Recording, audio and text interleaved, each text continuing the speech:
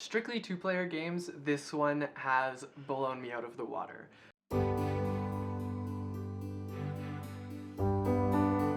Hello everybody, my name is Ilya. And my name is Tyler. Together we make up Kovray, a couple that loves board games. This week we're doing a merit preview for you for a wonderful game called Chai Tea for Two! Tea for Two. Now this game is on Kickstarter on May 4th, and the version we're showing today is a deluxe prototype version, so not everything may be final in the game, but it's pretty darn close because this game is top-notch high quality. Exactly. Now, Chai Tea for Two is published by Steep Games and designed by Dan and Connie Kazmaier. You're trying to score the most points by planting tea and sending it off to sail on many ships for the whole world to enjoy. Now let's give you a quick overview of how to play. So, one more time. The goal of this game is to collect as many points as you can. You'll do this through a few different ways. The first way is by collecting ships and fulfilling orders. The second way is through tea plantation cards, and you'll get various amounts of points depending on the types of cards that you end up collecting.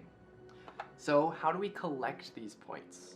Well, pretty simple. You roll dice and place them onto this player board that has many different actions. Now each round is played differently. You'll notice some actions are immediate that have a little lightning bolt symbol, and some are for the end of the round, which have the hourglass symbol.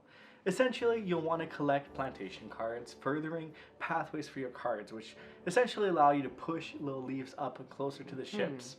And sometimes also collect your various points if you want to decide to store them. And there's some set collection involved here as well. So as you go through this game and collect different tea leaves, you'll then create these chain reactions with these tea plantation cards that bring it all the way to the top of your board.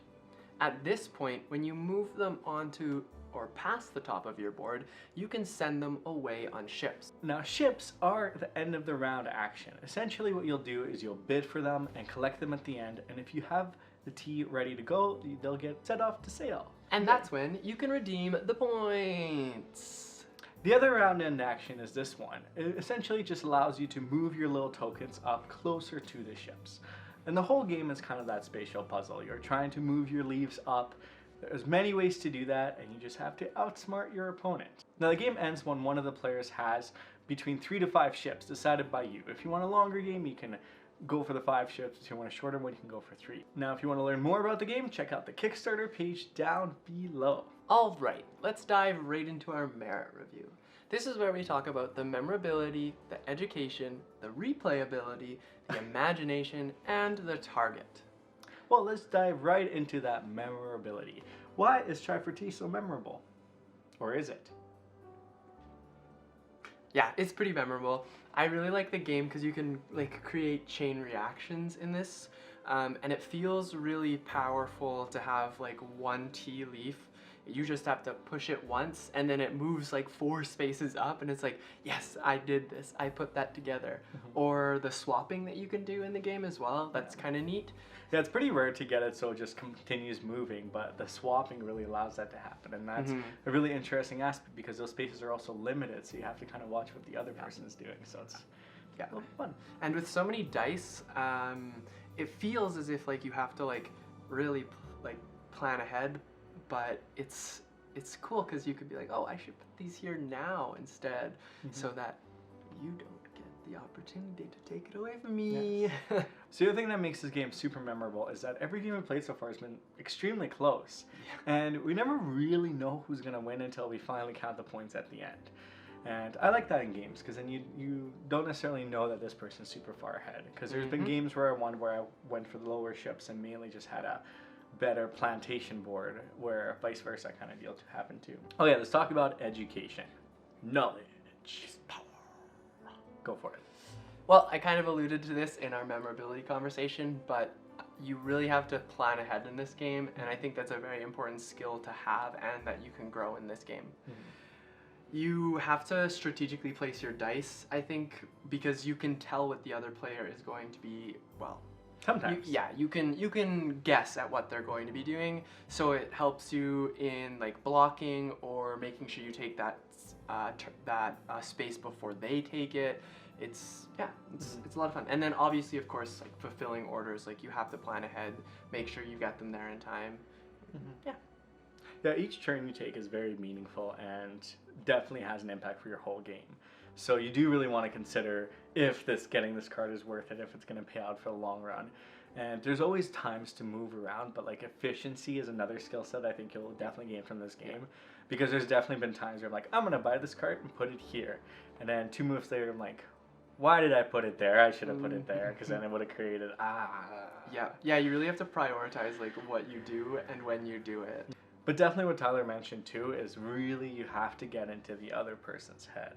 Because when they roll that dice, you can see how many combinations of different dice they have, if they have like in a row, where they might put some of them, and start to kind of take guesses of, do they want that ship? It looks like they have a lot of oolong. It'd be a shame if someone took that ship that's shipping off all the oolong. But that's what makes this game quite educational in that sense too. Let's jump into replayability. Well, with dice, games are quite replayable in a general sense, but there's decks of cards. There's a lot of variability in the game that makes it quite fun. But what I think really elevates it and sets it at the very top is the advanced mode that is present in this game. So your character cards can be used for scoring or for actions that can be taken once per round. And you can decide to do that right in the beginning to kind of create some slight asymmetric sense in each round.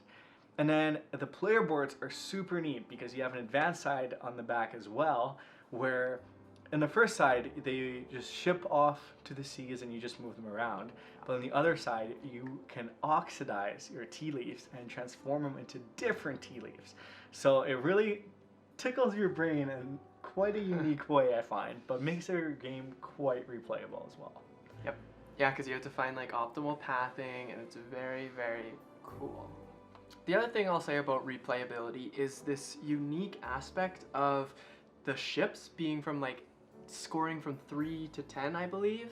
It really makes it so you can choose whether or not you want to focus strictly on those high scoring ships to grab you the win, or you can kind of shift to the plantation cards, mix those into your points scoring, and then also add the smaller scoring ships, and you can still come out with a win. So it's cool in the sense that you have to really be able to adapt to what's given to you, and it just makes it more replayable. Yeah, it's definitely a nice tug and pull because you can really prioritize in getting those ships filled and getting as many points as you can. But you can also fulfill those storage crates and try to get a lot of bonuses in the plantation and really building this glorious plantation of all sorts of tea that can outweigh the ships. So it's definitely a nice tug and pull for sure. So now it's time for some imagination. Well, I look at this game and I immediately am drawn to the fact that I need to have a cup of tea with this game. And I think for that reason it really nails the dot with this, because I already feel immersed into the theme and I haven't even been playing it. So it really, really grabs for me. Yeah, it really makes you think about that your cup of tea could have been made so far away in the world, and how this game really demonstrates that. It's the spreading the love, the passion for tea, and having a conversation around it. And it's a fantastic sequel to the original Chai, where it was more of fulfilling orders. Where here it's more of, let's figure out how we fulfill orders by producing tea.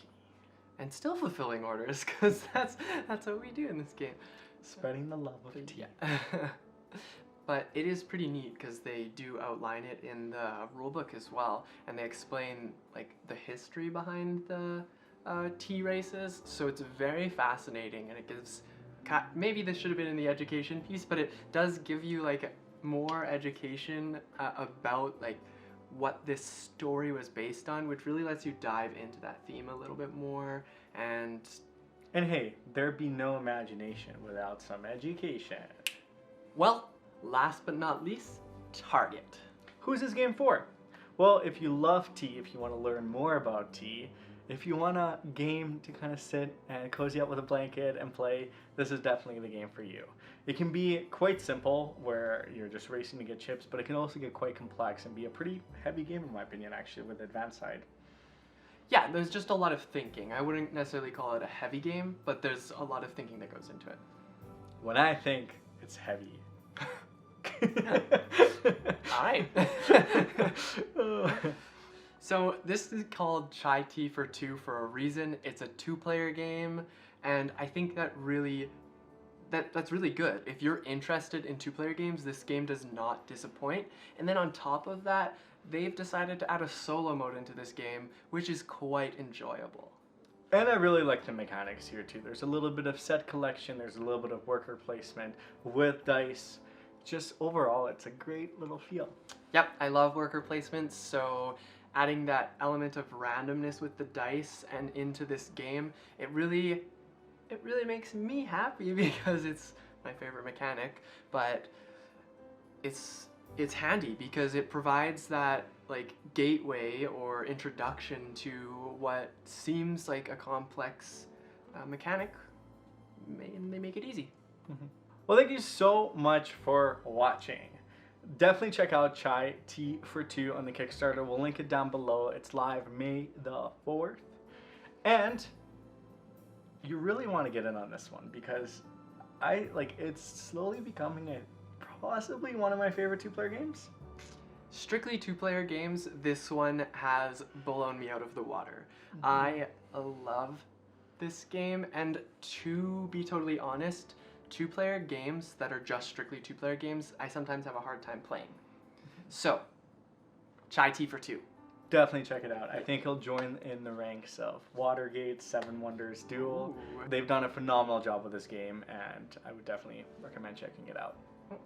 But that's all the time we have for you today. Thank you so much again for watching. If you like this video, hit that thumbs up, hit that subscribe button if you want to see more videos, and that bell notification if you're interested in being notified when we make more videos. And tell us what games you're backing. Did this one win you over? Is there other Kickstarters that excite you and bring joy to your life? We'd love to hear all about it.